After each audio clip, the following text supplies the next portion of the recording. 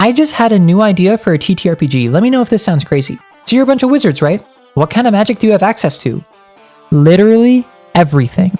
Want to cast Fireball? You're fine. Want to raise the dead? You're fine. Want to teleport across the world, charm every world leader, then turn invisible and rule from the shadows? If you can make your rolls, you're fine. Wait, rolls? Whenever you cast a spell, roll 1d8. If you roll equal to or higher than the difficulty class, or DC, the spell goes off. If you roll lower, it fails and you probably take a point of damage.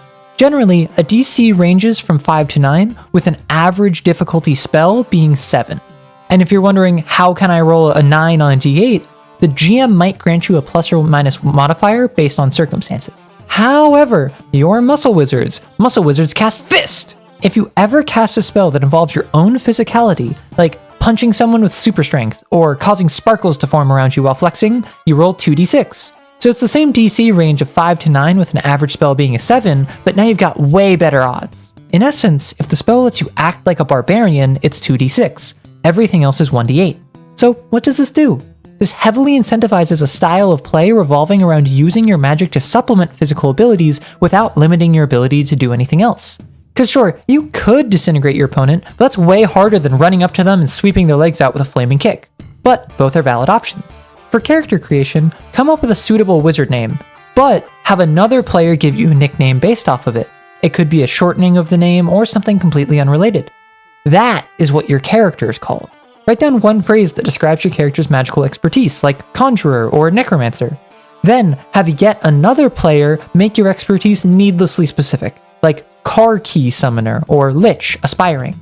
If you try to cast spells that line up with your needlessly specific expertise, you don't need to roll to cast that spell, unless it would directly deal damage.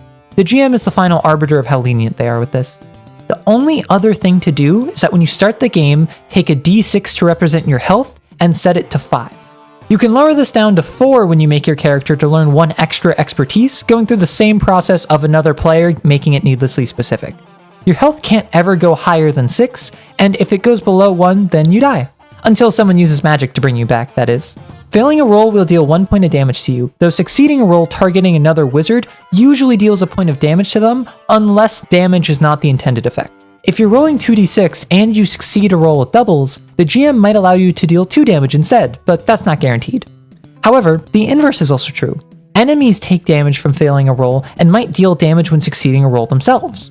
Most enemy wizards won't have more than 2 or 3 health, though archmages can get up to 7 or 8. Anything that isn't a wizard, like a summoned creature or a witch hunter, probably only has 1 health. The GM might rule they have immunity to certain effects, like a dragon never taking damage from fire, or a hardened witch hunter being immune to being charmed, but they still only have 1 health. So go ahead and punch that dragon.